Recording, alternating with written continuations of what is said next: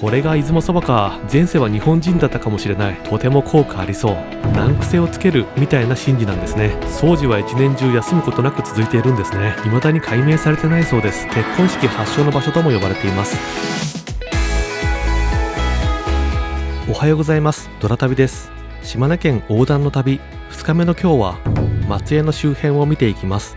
昨日行った松江城から北に行くと塩見縄手と呼ばれた武家屋敷の通りがあって、松江に来たら行った方がいいと思うところでした。松江駅前のホテルから車で10分ほどの距離にあります。そこに行く前に通りの先にパンエブールというパン屋さんがありました。街中にあって小さめの可愛らしいお店で、駐車場は2台分しかなく、周辺にも駐車場はなかったので、車で行く際はご注意ください。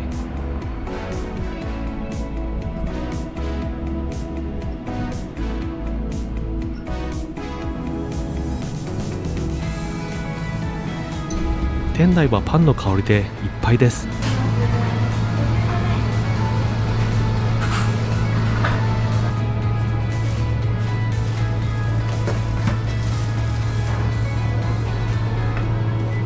ヨーグルトパン発祥のお店で、中に入っている少し冷えたヨーグルトムースはふんわりとしてあっさりした酸味と甘さが絶妙で美味でした。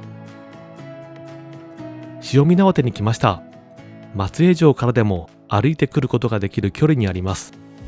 今走っているところは日本の道100選にも登録されています。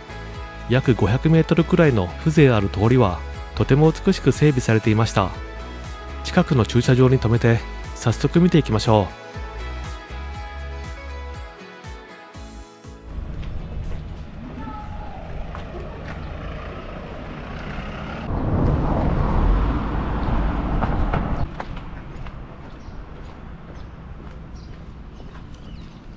横断歩道を渡って最初にあるのが小泉八雲記念館です。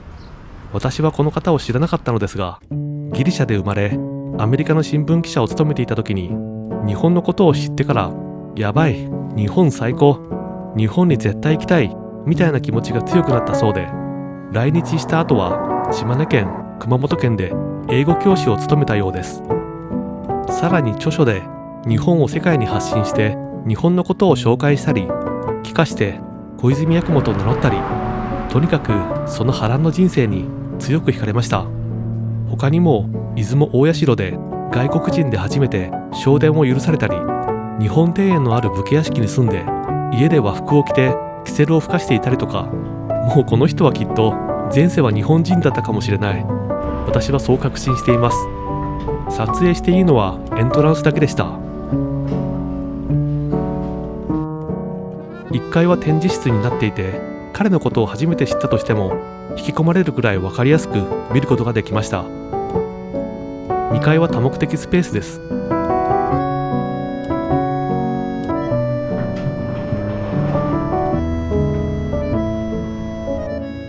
隣は急遽があります。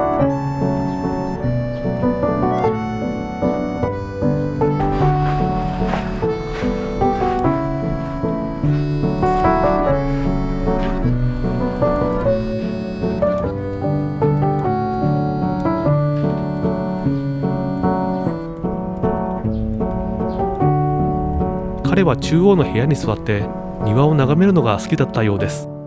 熊本にも急遽があるみたいですね。多くの著書をここで書いたと思うと感慨深いです。小泉八雲が紹介した日本の怪談の平家伝説、耳なし芳一はドラ旅の地元赤間神宮で祀られています。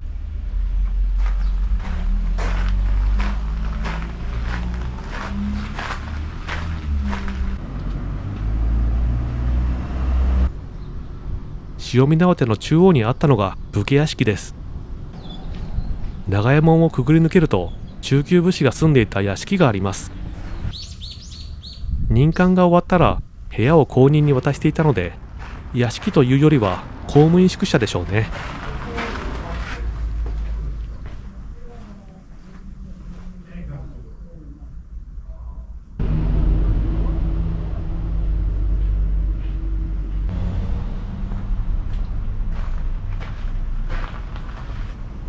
今見えている来客用の客間は格式高いものに対して裏側の居住する部屋は質素だったのが印象的です。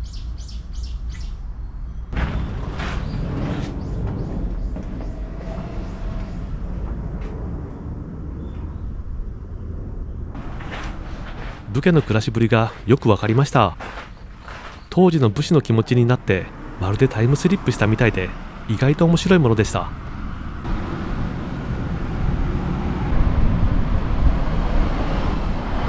そろそろお腹が空いたのでお昼にしましょう。通りの中にある出雲そばどころ八雲庵に行きました。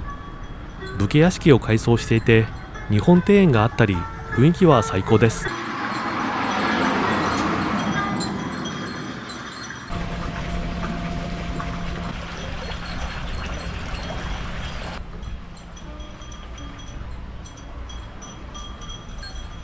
注文してから出てくるまでが早かったですね。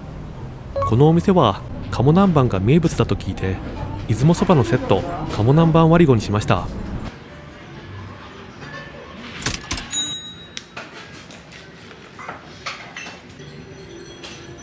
あっさりとした透明な出汁に鴨肉とネギの味がじわじわと染み出ている味。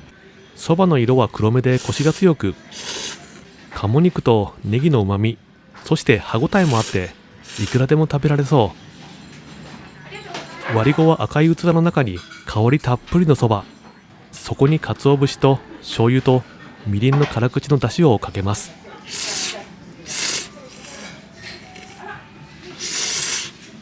これが出雲そばか。とても美味でした。松江城の近くに来たらぜひ行ってみてください。ゆっくり見ても1時間くらいでした。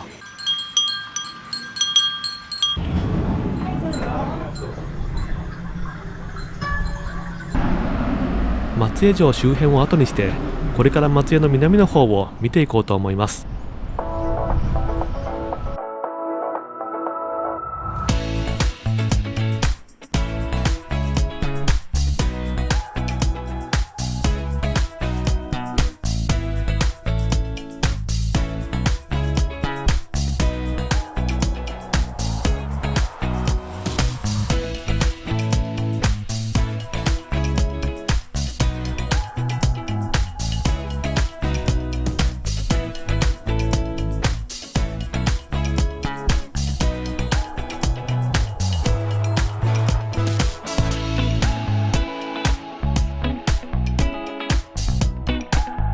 着いたのは八重垣神社です。縁結びの神として古くからある神社です。柔らかい空気に包まれるような境内。この神社は結婚式発祥の場所とも呼ばれています。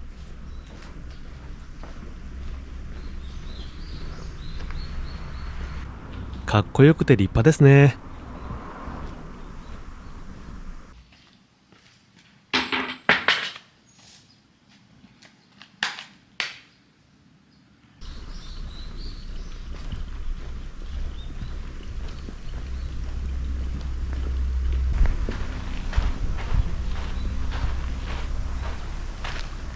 こちらにもなかなかご立派なものがそびえ立っています。とても効果ありそう。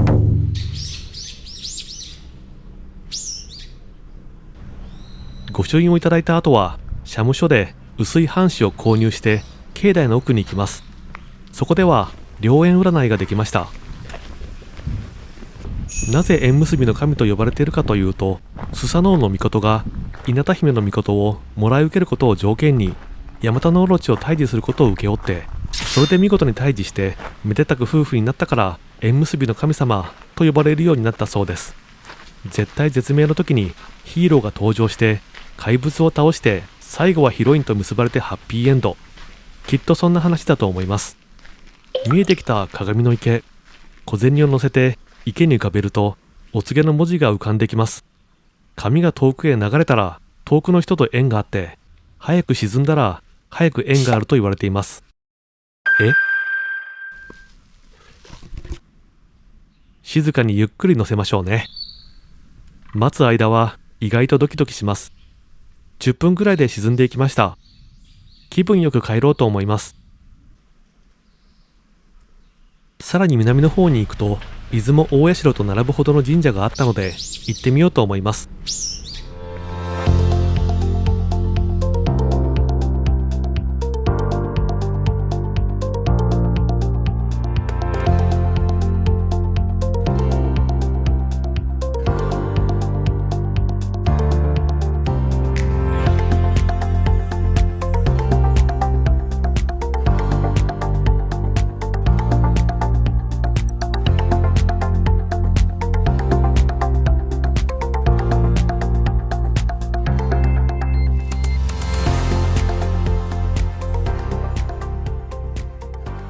着いたのは熊野大社です。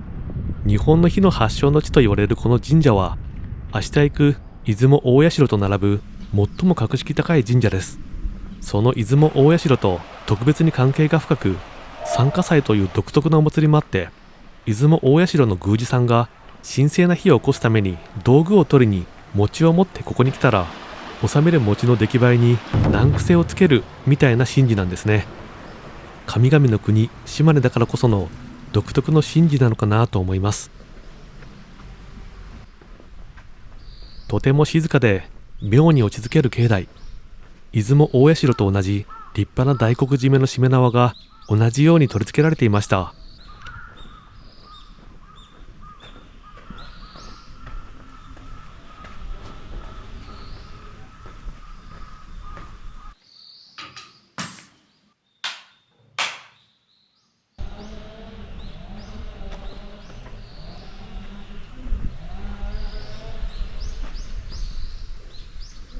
ぜひこちらの神社にも行ってみてください。これから東の安来市に向かおうと思います。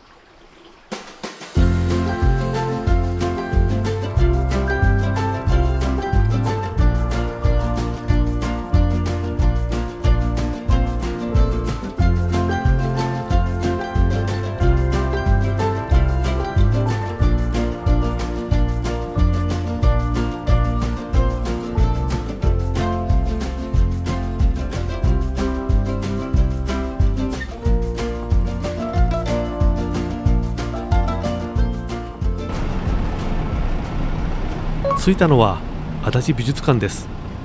リスナーさんの中でも知ってる方とか行ったことがある方も多いかもしれません。国内外から年間60万人以上が訪れる人気の美術館です。5万坪の日本庭園はアメリカの庭園ランキングで20年連続日本一に選ばれています。20年ってすごいですよね。枯れ葉が全くないような美しい庭園が見えてきました。毎朝職員総出で約1時間かけて掃除をしているそうです。この美術館は年中無休ですから、掃除は一年中休むことなく続いているんですね。評価はそういった日々の積み重ねの結果で、細かなところまで維持管理が徹底されている点が高く評価されていました。庭園には赤松が約800本植えられています。太くなりすぎたり状態が悪くなった際にすぐ交換できるように別の場所にスペアの松が用意されていて、赤松だけでも約400本があるそうです。さらに雨が降った際に木から雫が落ちて下の苔に穴が開くのを防ぐために炭が埋め込まれていたり、松と同じようにスペアが準備されているという徹底ぶり。尋常ではない情熱と信念は他にも向けられていました。近代日本画や陶芸など約2000点もあって、中でも横山大観の作品が多く、その数は120点とものすごい数。日本有数のコレクションのようです。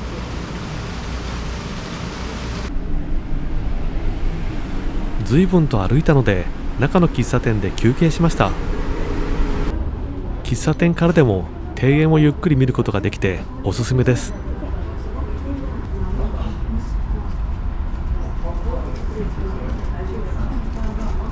熱中症はね、皆さんも気をつけて旅してください。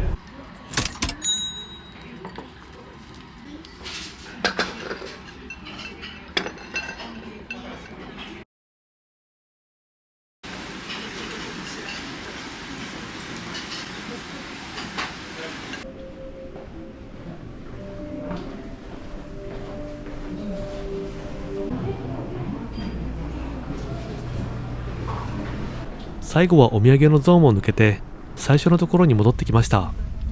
作品をゆっくり見ていくと 2,3 時間はかかると思います。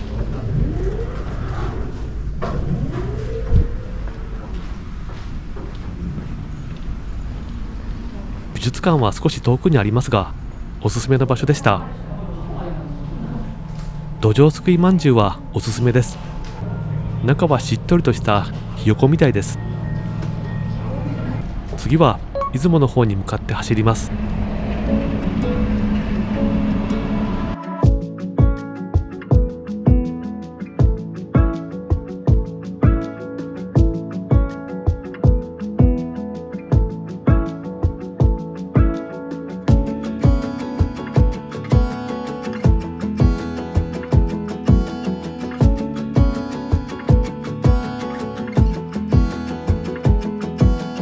着いたのは玉造温泉です。日本最古の温泉地で美肌県島根の象徴的な場所です。古くから美肌の湯として有名で、泉質調査で高級化粧水レベルと評価されています。玉湯川に沿って並ぶ温泉宿、春になると桜並木になるそうです。旅情を感じる街並みでした。何もしなくても街歩きだけでも楽しいです。時間の流れがゆっくり感じますね。大きな勾玉が4つある橋、玉造の名前は三種の神器の一つの勾玉がこの地で作られていたことが由来です。勾玉って小さな穴が開いてますよね。勾玉は硬い翡翠で作られていることが多いのですが、ダイヤモンドカッターで加工しても難しい高度なんですね。昔の人が綺麗な穴をどうやって開けたのか未だに解明されてないそうです。大パーツですね。温泉が湧き出ていて自由に汲んで持ち帰ることもできました。温泉を入れる容器がないときは横でスプレータイプの専用ボトルを買って汲んで帰ることができます。マイボトル持参で汲んで帰ってもいいですね。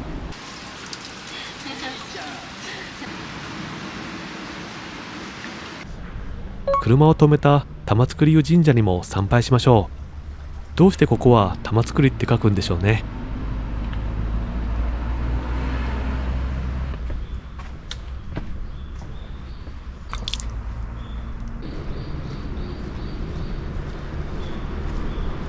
こういう凛とした空気大好きです。気分すっきりになりました。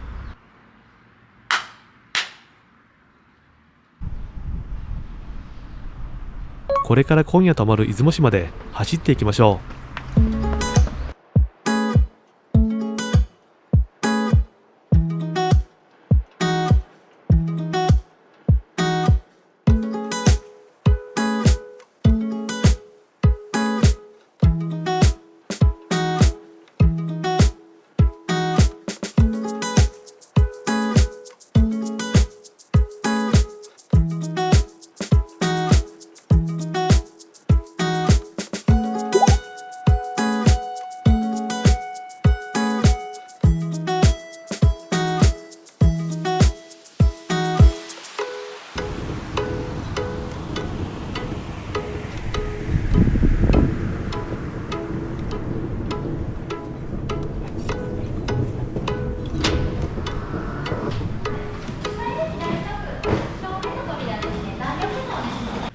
今夜のホテルはグリーンリッチホテル出雲です。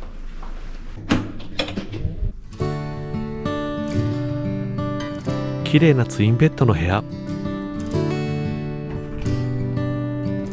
バスルームはいつもの感じ。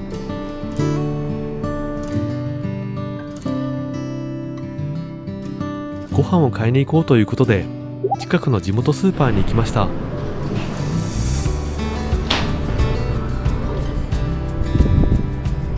フーズマーケットホック、島根鳥取だけで営業している地域密着のスーパーです。魔法のシールのお弁当を買ってホテルでいただきます。寝る前にチャンネル登録といいねボタンも忘れずお願いします。うなぎの力を借りようと思います。このミルク香る白ドラがふわふわで美味でした。明日は出雲市をじっくりとできるだけ多く見ていこうと思います。お楽しみに。